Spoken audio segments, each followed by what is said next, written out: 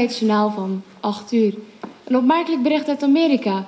In de buurt van de Bermuda-driehoek is zojuist een Bonteavond vliegtuig van de radar verdwenen. Dit vliegtuig is na 7 uur niet meer gesignaleerd.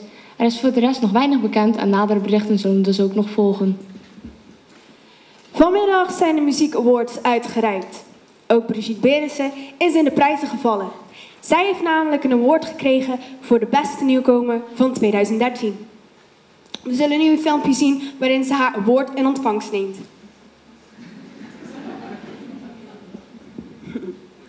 En nu kunt u genieten van Brigit Berentsen met haar nieuwe hit Shewolf in samenwerking met Smet.